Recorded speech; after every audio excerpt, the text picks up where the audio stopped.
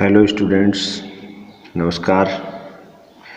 आपका स्वागत है अपनी नेक्स्ट क्लास में। ठीक है बच्चों, अपन लास्ट लेक्चर के अंदर विद्युत क्षेत्र एवं उसकी तीव्रता के बारे में पढ़ रहे थे और साथ में विद्युत क्षेत्र रेखाओं के गुणधर्म भी पढ़े थे। आज अपन शुरू करते हैं आगे बिंदुवत आवेश के कारण विद्युत क्षेत्र की तीव्रता, intensity of electric field at a point due to a point charge. ठीक है, देखो ये मतलब जो डेरिवेशन है बिंदुवत आवेश के कारण विद्युत क्षेत्र की तीव्रता, इसके अंदर अपन पर्टिकुलर बात करेंगे। जैसे कोई चार्ज है, कोई आवेश है, उससे किसी भी डिस्टेंस पर, कोई भी आर डिस्टेंस पर, मतलब आर का अर्थ कोई भी 10 सेंटीमीटर 20 सेंटीमीटर कुछ भी हो सकता है, पर विद्युत क्षेत्र की तीव्रता क्या होगी उस पर्टिकुलर आवेश पर, आवेश के कारण। ठीक है, हाँ, जिन बच्चों ने अब तक चैनल को सब्सक्राइब नहीं किया है वो सब्सक्राइब कर ले और सारे लेक्चर आप कंटिन्यूसली देखें तो ही समझ में आएगा। जैसे भाई पहले लेक्चर फर्स्ट सेकंड थर्ड वैसे मैंने डाले, वैसे वैसे आप कंटिन्यूस देखें तो ही समझ में आएगा। ठीक है, अब देखो अपन शुरू करते हैं बिंदुवत आवेश के कारण विद्युत क्षेत्र की तीव्रता। अब जैसे कोई भी अपन ने चार्ज ले लिया, कैपिटल प्लस कैपिटल क्यू, ये कोई चार्ज है। ठीक है, इस चार्ज से अपन ने कोई भी स्मॉल आर डिस्टेंस, इससे कितने डिस्टेंस, स्मॉल आर डिस्टेंस पर कोई पॉइंट पी ले लिया। क्या लिया? Point P. ठीक है, इस पॉइंट पी पर प्लस क्यू चार्ज के कारण जो इंटेंसिटी होगी किसकी, इलेक्ट्रिक फील्ड की, उसको कैलकुलेट करना है। मतलब यहाँ पर इस प्लस क्यू चार्ज के कारण विद्युत क्षेत्र की तीव्रता क्या निकलेगी। ठीक है, तो यहाँ पर सबसे पहले अपन लिखेंगे भाई, अब देखो इसके लिए अपन क्या करें, इस पी पॉइंट पर एक कोई क्यू नोट चार्ज और रख देंगे, प्लस क्यू नोट। तो अपन कहेंगे कैपिटल क्यू, ये क्या है, आवेश, और क्यू नोट क्या है, परीक्षण आवेश। ये कौन सा हो गया, परीक्षण आवेश। और आर क्या हो गई, दूरी किसके बीच की है, क्यू व पी बिंदु के मध्य, बिंदु के मध्य।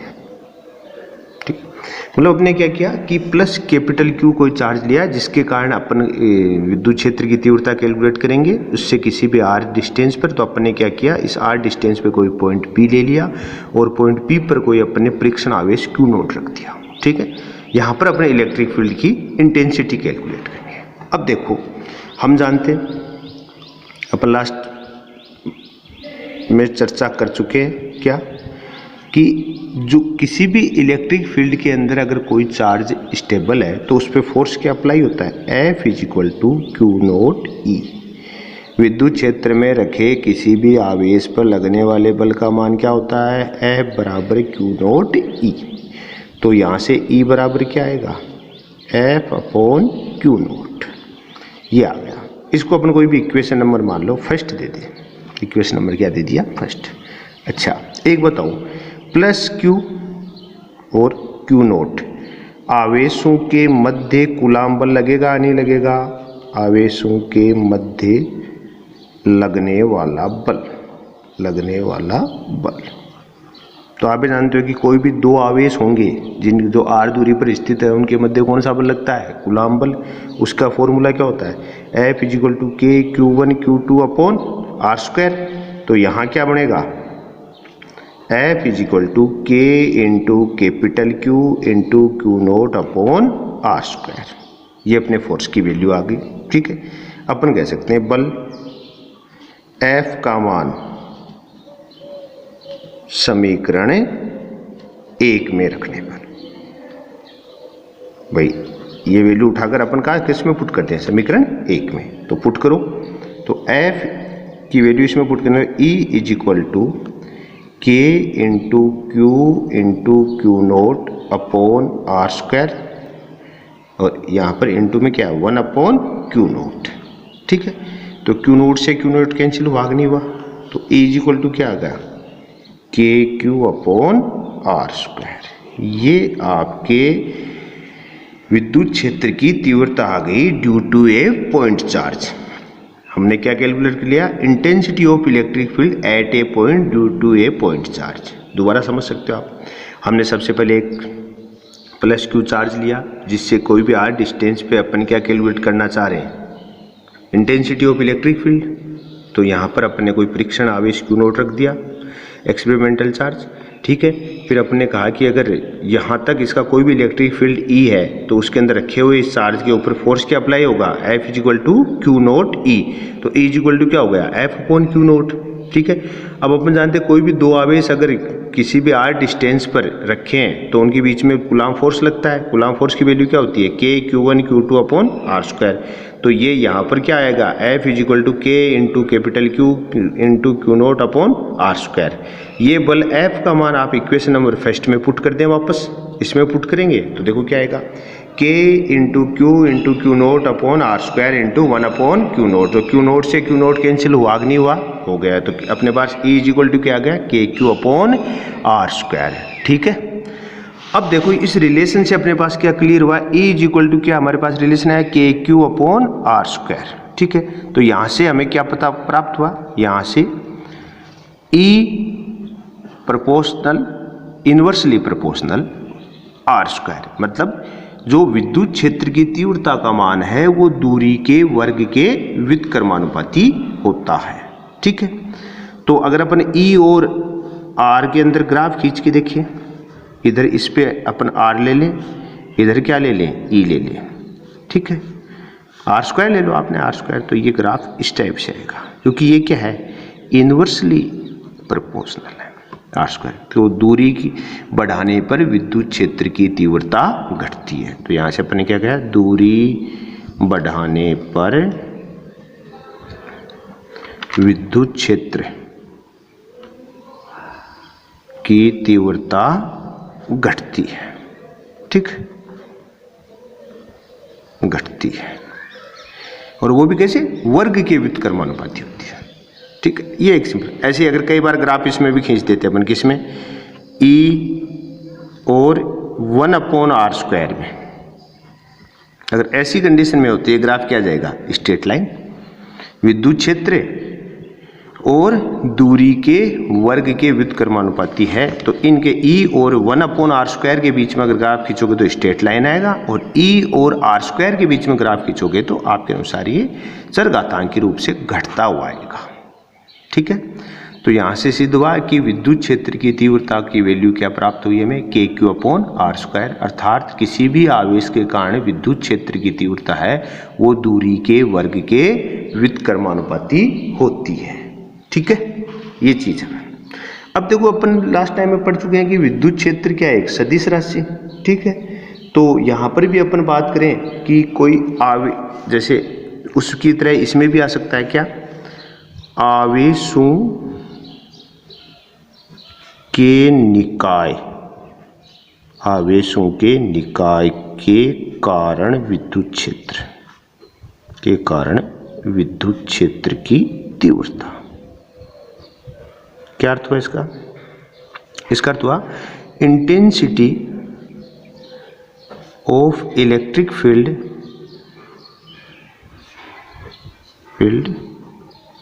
Due to a charge system, due to a charge system, due to a system of charge, ठीक है। मतलब कि यहाँ पर अपन जो नया पॉइंट लेना चाह रहे हैं, अपन कह रहे हैं कि आवेशों के निकाय के कारण विद्युत क्षेत्र की तीव्रता, मतलब ये वापस वही आना है अध्यारोपण के सिद्धांत, प्रिंसिपल ऑफ सुपरपोजिशन। क्यों, क्योंकि अपन यहाँ पर देखो वही पॉइंट है, आवेशों के निकाय। अब जैसे मान लो कोई निकाय ले लिया आपने, ठीक है, उसमें खूब सारे आवेश रखे हैं, Q1 Q2 Q3 Q4 Q5। इन सब के कारण अगर मान लो किसी पॉइंट पर आप कोई इंटेंसिटी कैलकुलेट करना चाहें तो यहाँ पर सब किसके कारण क्या होगी, कोई E1 हो सकता है, किसके कारण क्या हो, E2, किसी के कारण E3, किसी के कारण E4, और हो सकता है किसके कारण E5। ऐसे मतलब अगर n चार्ज हैं सबके अलग अलग इलेक्ट्रॉन, तो आप रिजल्टेंट विद्युत क्षेत्र क्या कहेंगे, E equal to E1 plus E2 plus E3, किसके रूप में, वेक्टर ऐड के रूप में, कि आप विद्युत क्षेत्र जो भी उपस्थित हैं उन सबका सदिश योग करें। अर्थात क्या हुआ, प्रत्येक आवेश के कारण विद्युत क्षेत्र होगा,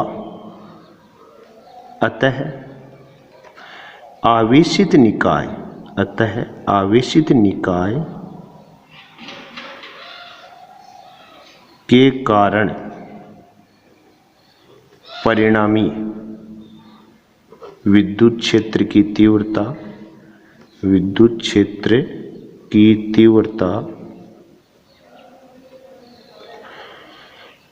सभी तीव्रताओं के सदिश योग के तुल्य होगा। ठीक है, वो चीज आ गया प्रिंसिपल ऑफ सुपरपोजिशन। भाई उसके अंदर पहले अपन ने पढ़ा था, कोई बल के लिए पढ़ते तो क्या पढ़ते हैं कि उसमें उपस्थित सभी बलों का सदिश योग। यहाँ पर विद्युत क्षेत्र कर रहे हैं तो विद्युत क्षेत्र खुद क्या है, एक सदिश राशि। तो हमने कहा कि किसी भी जो चार्ज सिस्टम है उसके कारण अगर हमें इलेक्ट्रिक फील्ड की इंटेंसिटी कैलकुलेट करना है तो अपन कहेंगे जो पर चार्ज की सेपरेट इलेक्ट्रिक फील्ड की इंटेंसिटी होगी, इस कारण अपन क्या करेंगे, टोटल इंटेंसिटी कैलकुलेट करने के लिए सबका क्या कर लेंगे, वेक्टर ऐड कर देंगे, वेक्टर सम हो जाएगा, सारे सदिश रूप से जुड़ जाएंगे।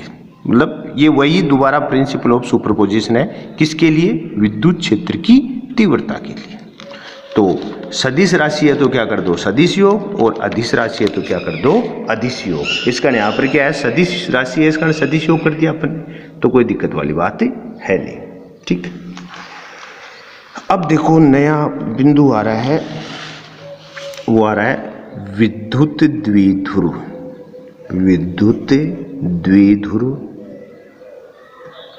पहला एक नई भौतिक राशि के बारे में आप जानेंगे, विद्युत द्विध्रुव।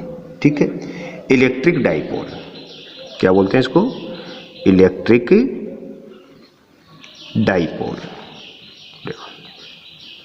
इलेक्ट्रिक डाइपोल, विद्युत द्विध्रुव, क्या सेंस हुआ कि देखो इसकी डेफिनेशन के अनुसार अगर अपन बात करें तो विद्युत द्विध्रुव किसे कहेंगे कि परिमाण में समान, प्रकृति में विपरीत कोई दो आवेश अति अल्प पृथक्कन दूरी पर स्थित है, अति अल्प पृथक्कन दूरी पर स्थित हैं तो वे एक द्विध्रुव का निर्माण करते हैं।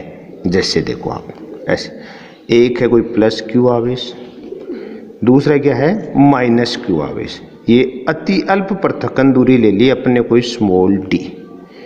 तो ये टोटल जो है एक सिस्टम, ये क्या है, टोटल सिस्टम द्विध्रुव, इसको अपन बोलेंगे द्विध्रुव डाइपोल, ये डाइपोल कहलाएगा। मतलब क्या हुआ, plus Q amplitude is equal to minus Q amplitude, कि दोनों आवेश परिमाण में समान लेकिन नेचर अपोजिट है। देखो एक पॉजिटिव और एक क्या है, नेगेटिव है। और डी क्या है, अति अल्प दूरी, अति अल्प पृथक्कन दूरी, पृथक्कन का अर्थ जानते हो आप, अलग अलग करने वाले, पृथक्कन दूरी। कई जगह इसको आप डी को D is equal to 2a भी रिप्रेजेंट करते हैं। कई जगह अपन क्या, कई जगह कई बुक में आप कहीं पढ़ेंगे तो पृथक्कन दूरी को किससे रिप्रेजेंट करते हैं, 2a से, 2a।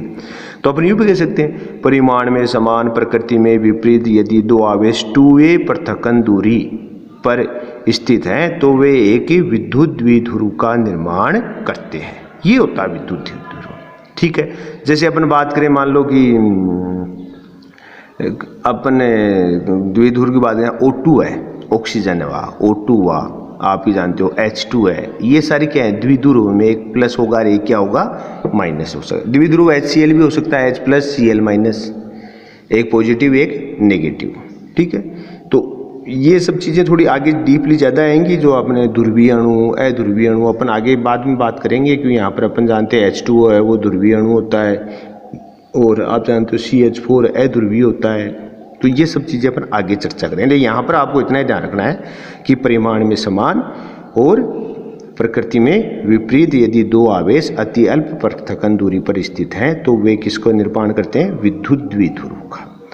एक दूसरी भौतिक राशि है विद्युत द्विध्रुव आघूर्ण। विद्युत द्विध्रुव आघूर्ण। ठीक है, मतलब ये नहीं है, ये है कि इसको बोलेंगे अपन इलेक्ट्रिक डाइपोल मोमेंट। ये क्या हो गया? Electric dipole moment. ठीक है, विद्युत द्विध्रुव आघूर्ण, इलेक्ट्रिक डाइपोल मोमेंट।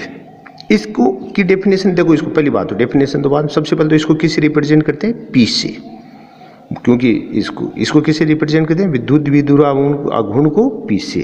और P इज इक्वल टू होता है Q गुणा D, या ऐसा भी लिख सकते हो P बराबर Q गुणा 2A, ऐसा भी हो सकता है कि विद्युत द्विध्रुव आघूर्ण है वो आवेश व पृथक्कन दूरी के गुणनफल के तुल्य होता है। तो अपन क्या कहेंगे कि विद्युत द्विध्रुव आघूर्ण की परिभाषा क्या हो जाएगी? आवेश व पृथक्कन दूरी के गुणनफल ठीक है। अब देखो आवेश मतलब आवेश व पृथक्कन दूरी, तो यहां पर अपन क्या है? द्विध्रुव के आवेश, क्योंकि द्विध्रुव में दो आवेश है, एक प्लस क्यू और एक माइनस, तो किसी भी एक का आवेश का परिमाण ले लो आप, यहाँ पर परिमाण होगा और पृथक्कन। अब देखो दूसरी बात, P एक सदिश राशि है, एक सदिश राशि है। द्विध्रुव आघूर्ण क्या होता है? सदिश राशि होती है। ठीक है, और इसकी दिशा क्या होगी? दिशा क्या होती है? माइनस से प्लस की ओर। देखो कैसे बनती है, आप देखिएगा, जैसे ये प्लस क्यू, ये माइनस क्यू, ये टोटल दूरी क्या होगी? D। तो ये तो टोटल क्या हो गया? द्विध्रुव आघूर्ण। ठीक है, ये तो गया द्विध्रुव आघूर्ण, सिर्फ द्विध्रुव। अब देखो, अब कहेंगे आवेश और पृथक्कन दूरी, मतलब Q इंटू D करेंगे तो इसकी डायरेक्शन ऐसे आएगी, ये होगा P की दिशा, माइनस से प्लस की ओर। ठीक है, तो द्विध्रुव आघूर्ण की परिभाषा आप दोबारा सुन सकते हो कि द्विध्रुव में उपस्थित किसी भी एक आवेश का परिमाण इंटू पृथक्कन दूरी का गुणनफल, मतलब आवेश व पृथक्कन दूरी का गुणनफल होता है। आवेश कौन सा लेना आपको? द्विध्रुव में से जो उपस्थित है, कोई सा भी एक आवेश लीजिए और जो उन दोनों आवेशों को पृथक करने वाली दूरी है उससे गुणा कर दीजिए, तो उसको बोलेंगे विद्युत द्विध्रुव आघूर्ण P बराबर Q इंटू D या Q इंटू 2A। अगर मात्रक की बात करें अपन, आघूर्ण के मात्रक की बात करें तो मात्रक क्या हो गया? देखो P बराबर क्या है? Q into D। तो क्या होगा? देखो Q का मात्रक कूलाम, D का मात्रक मीटर, तो मात्रक क्या आ गया? Coulomb into metre. और विमा की बात करें तो देखो कूलाम की विमा क्या होती है? A1 T1, और मीटर की मात्रक विमा क्या होगी? Into L1। तो क्या हो जाएगा? M0 L1 A1 T1। ये आपकी किसकी विमा आ गई? विद्युत द्विध्रुव आघूर्ण की। और विद्युत द्विध्रुव आघूर्ण क्या है? एक सदिश राशि है और इसकी दिशा क्या होती है? माइनस से प्लस की ओर। और विद्युत क्षेत्र की दिशा क्या होती है? प्लस से माइनस की ओर। तो यहाँ पर आप ऐसा भी कह सकते हो, द्विध्रुव आघूर्ण की दिशा है वो विद्युत क्षेत्र की दिशा के विपरीत होती है। और परिभाषा क्या होती है? आवेश व पृथक्कन दूरी का गुणनफल क्या कहलाता है? विद्युत द्विध्रुव आघूर्ण। और अकेला द्विध्रुव क्या हो जाएगा?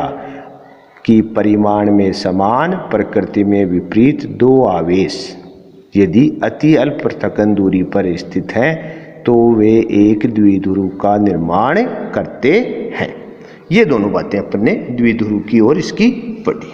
ठीक है, अब देखो द्विध्रुव पर आधारित अपने दो डेरिवेशन है, तो अपन उनकी चर्चा करते हैं। सबसे पहला वाला डेरिवेशन अपन करके देखते हैं कि अपन हेडिंग डालें भाई, विद्युत द्विध्रुव के कारण विद्युत क्षेत्र की तीव्रता, विद्युत क्षेत्र की तीव्रता। तो वो आ गई intensity of electric field due to dipole. तो अपन कह सकते हैं इंटेंसिटी ऑफ इलेक्ट्रिक फील्ड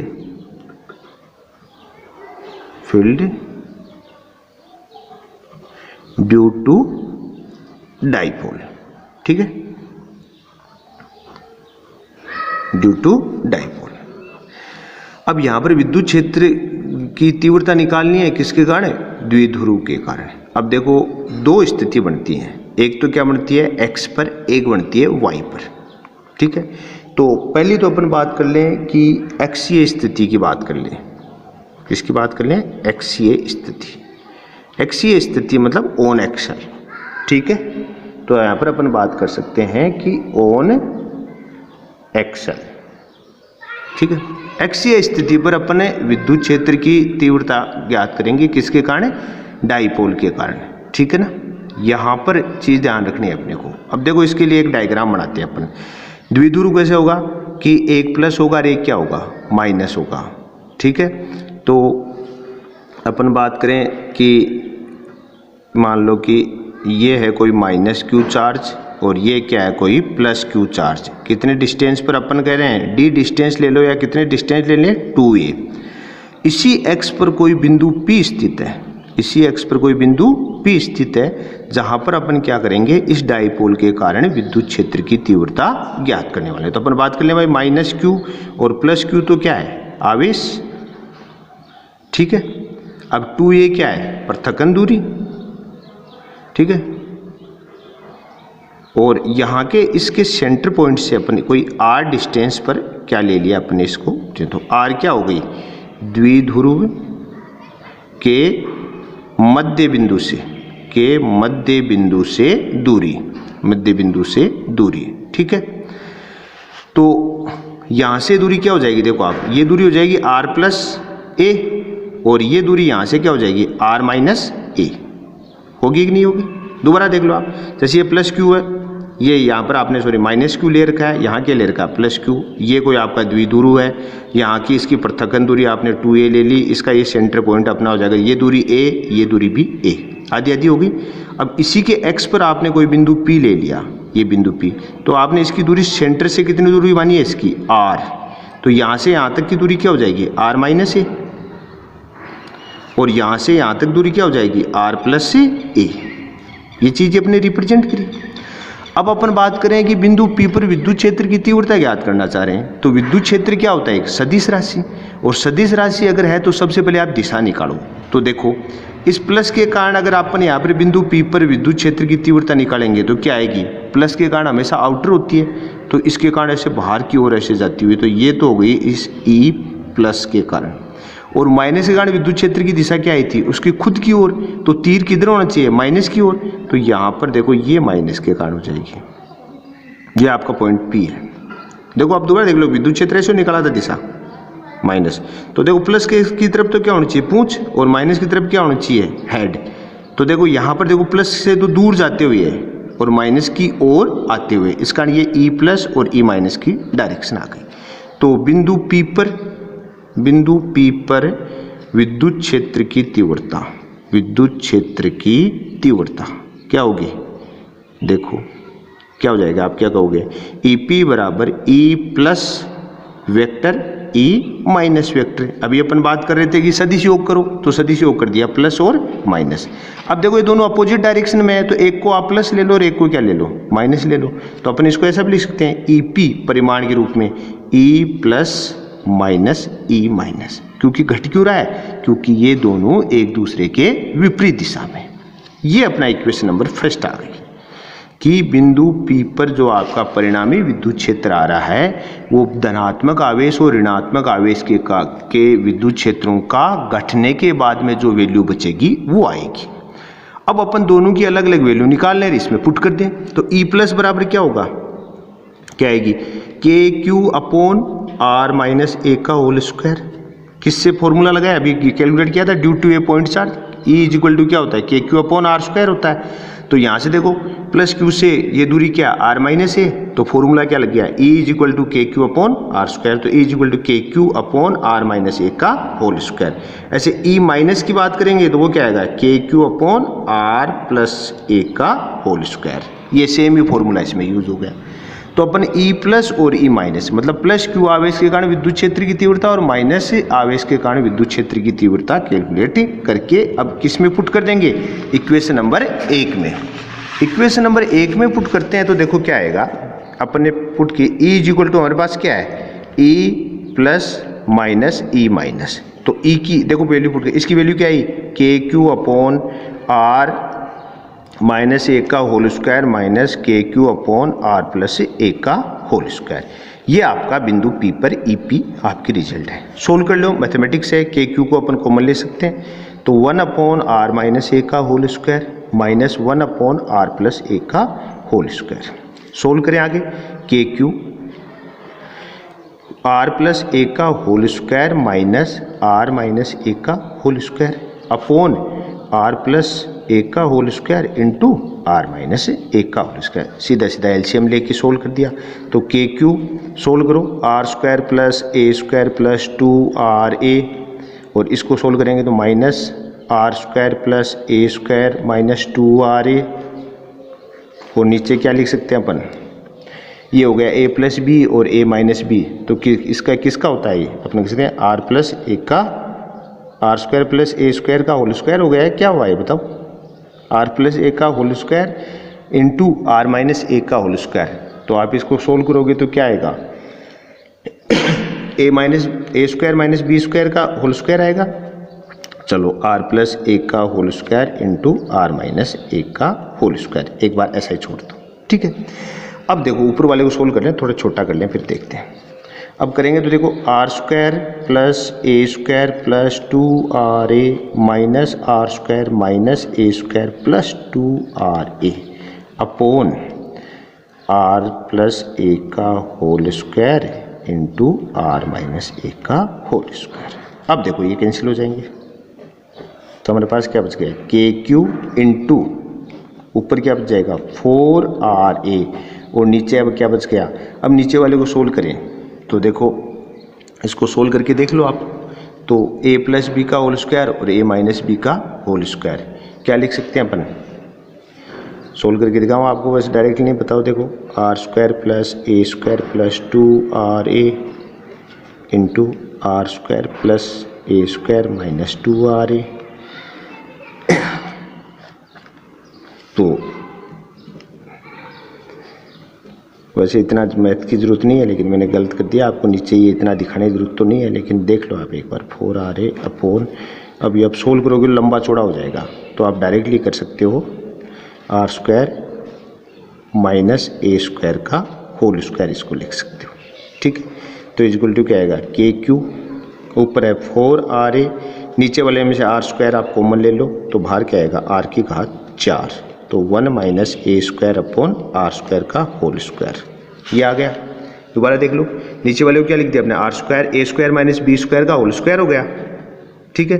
तो यहाँ से क्या हुआ, आर स्क्वायर अपन ने कॉमन ले लिया, तो बाहर क्या आ जाएगा आर की घात 4, तो नीचे क्या बच जाएगा 1 minus A square upon R square का होल स्क्वायर। तो देखो क्या हो सकता है, एक आर से एक आर कैंसिल होगा, तो के क्यू ऊपर बच जाएगा 4A, नीचे बच जाएगा R cube 1 minus A square upon R square का होल स्क्वायर, ये बच गया। अब देखो अपन कहते हैं कि यदि आर ग्रेटर देन ए, दूरी है वो पृथक्कन दूरी से बहुत ज़्यादा है, तो उस कंडीशन में क्या होगा, ए स्क्वायर अपॉन आर स्क्वायर किसके इक्वल मान्य, लगभग 0, नेग्लिजिबल कर लिया, तो हमारे पास EP बराबर क्या आ गया, K Q into 4A upon R cube, ठीक है। अब आप भी जानते हो Q इंटू 2A बराबर P, द्विध्रुव आगुण, तो अपन इसको ऐसा लिख सकते हैं EP बराबर K Q into 2A into 2 upon R cube, तो EP बराबर क्या आ जाएगा 2KP अपॉन आर क्यूब। तो द्विध्रुव के कारण ऑन एक्सल पर विद्युत क्षेत्र की जो तीव्रता आई, इंटेंसिटी ऑफ इलेक्ट्रिक फील्ड आई, वो क्या आएगी, E inversely proportional R cube, दूरी के घनमूल के व्युत्क्रमानुपाती होती है, ठीक है। ये अपना इसके अंदर है निकला है। एक बार अपन स्टार्टिंग से दोबारा देख लेते हैं, क्योंकि थोड़ा लेंथी है, हो सकता है थोड़ा कम समझ में आएगा आपको, तो कोई दिक्कत वाली बात नहीं, एक बार दोबारा देख लो। ऑन एक्सेल पे अपन कैलकुलेट किया तो अपन ने कहा कि एक प्लस क्यू ले लेंगे, एक आप माइनस, मतलब एक डाइपोल ले लिया आपने, यहाँ पर से ज़्यादा क्लियर किया था अपन ने, माइनस क्यू और प्लस क्यू डाइपोल ले लिया। इसके टोटल दोनों के बीच की डिस्टेंस क्या ली अपने 2a, d भी ले सकते हो, आपको जरूरी नहीं 2a लो। तो इसका सेंटर पॉइंट से ये इधर की डिस्टेंस a हो गई, ये क्या होगी a। इसके सेंटर पॉइंट से r डिस्टेंस पर कोई पॉइंट p है, जहां पर अपने को क्या निकालना है, इंटेंसिटी ऑफ इलेक्ट्रिक फील्ड। तो सबसे पहले इलेक्ट्रिक फील्ड की डायरेक्शन कैलकुलेट करो। तो डायरेक्शन के लिए अपने क्या किया, प्लस क्यू है, तो प्लस के कारण इलेक्ट्रिक फील्ड क्या होगा, आउटर बाहर की ओर, और माइनस के कारण क्या होगा, अंदर की ओर। तो देखो प्लस और माइनस दोनों के कारण जो विद्युत क्षेत्र की दिशाएं एक दूसरे की क्या है, विपरीत आई। विपरीत आई तो सामान्य सी बात है, अगर बिंदु P पर परिणामी विद्युत क्षेत्र ज्ञात करना है तो उपस्थित विद्युत क्षेत्रों का सदिश योग करोगे, और दिशाएं विपरीत हैं, दोनों आपस में घट जाएंगी। ठीक है, अब सेंटर से डिस्टेंस आपकी r मानी हुई है, तो यहाँ से डिस्टेंस क्या हो जाएगी, r प्लस a, क्योंकि इस r में a और ऐड हो जाएगा, और यहाँ से डिस्टेंस क्या हो जाएगी, r में से a माइनस हो जाएगा। तो इस प्रकार बिंदु P पर विद्युत क्षेत्र की तीव्रता क्या आ गई, इन दोनों का सदिश योग किया, और सदिश योग में क्या हो गया, दिशा विपरीत होने के कारण घट गई। इसको अपने इक्वेशन नंबर फर्स्ट दे दिया। अब आगे क्या किया, प्लस के कारण विद्युत क्षेत्र KQ/r², फॉर्मूला है due to a point charge, तो वही चीज है KQ/r², r क्या होगा, r माइनस a का होल स्क्वायर, ऊपर अपन देख चुके। ऐसे ही माइनस के कारण क्या आएगी, KQ/r प्लस a का होल स्क्वायर। इन दोनों वैल्यू को अपन किस में रखेंगे, इक्वेशन नंबर फर्स्ट में। इसमें अपन इक्वेशन नंबर फर्स्ट में रख लिया। ठीक है, इस इक्वेशन नंबर फर्स्ट में रखेंगे तो देखो प्लस माइनस ये इक्वेशन है, वैल्यू पुट कर दो, KQ कॉमन ले लो, तो 1/r माइनस a का whole square minus 1/r plus a का होल स्क्वायर। एलसीएम लिया, एलसीएम लेके अपने सोल्व कर रहे हैं, तो पहले ऊपर वाले को सोल्व करते हैं, तो जो माइनस होंगे वो कैंसिल हो जाएंगे, प्लस वाले जुड़ जाएंगे, तो ऊपर बच जाएगा 4ra, और नीचे क्या है, r प्लस a का whole square into r minus a का होल स्क्वायर। तो इसको डायरेक्टली लिख सकते हो आप क्या, a square minus b square का होल स्क्वायर।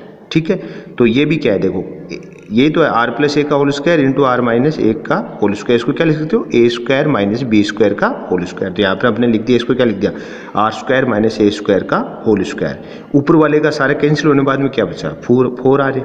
अब नीचे वाले में से अपन ने क्या दिया, r स्क्वायर कॉमन लेंगे, तो r स्क्वायर कॉमन लेंगे तो बाहर आएगा, तो क्या आ जाएगा, ब्रैकेट सोल्व बाहर आए निकलेगा, तो r की घात 4, तो एक r से तो एक r कैंसिल हो जाएगा, नीचे बच जाएगी r3, ऊपर बच जाएगा 4a, और इनटू में ये नीचे चल रहा है 1 minus a square upon r square. KQ अपना ब्रैकेट से बाहर शुरू से चल ही रहा। अब देखो अपन ने कंडीशन लगा दी, हमने कहा कि यदि r ग्रेटर देन a से बहुत बड़ा है r, तो उस कंडीशन में क्या करेंगे कि बहुत छोटी राशि का वर्ग करने पर और छोटा होता है, बहुत बड़ी राशि का वर्ग करने पर और बड़ा होता है, इनका अगर भाग दे दे बहुत छोटे में बहुत बड़े का भाग, तो नेग्लेक्ट कर सकते हो आप, उसको नगण्य मान सकते हो। इस कारण अपने इसको 0 इक्वल मान लिया, तो KQ इंटू ऊपर 4a अपॉन r3। तो आप भी जानते हो कि आवेश इंटू पृथक्करण दूरी क्या होता है, द्विध्रुव आघूर्ण, तो इसको अपन क्या लिख सकते हैं, P।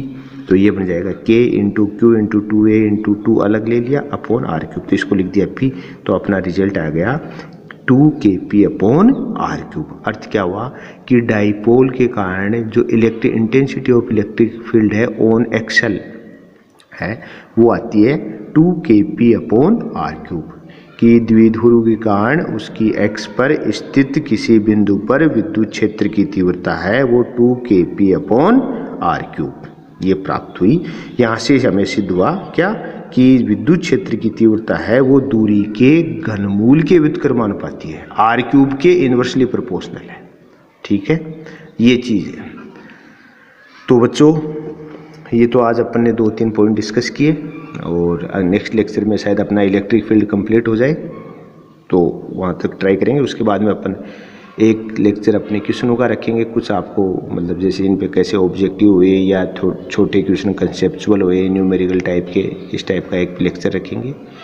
आप वीडियो देखने बाद में कमेंट ज़रूर करें कि जिससे पता लगे कि अपने को और क्या इसमें ऐड करना है, क्या सुधार करना है, तो आप कमेंट करके हमें ज़रूर बताएं। ठीक है, धन्यवाद।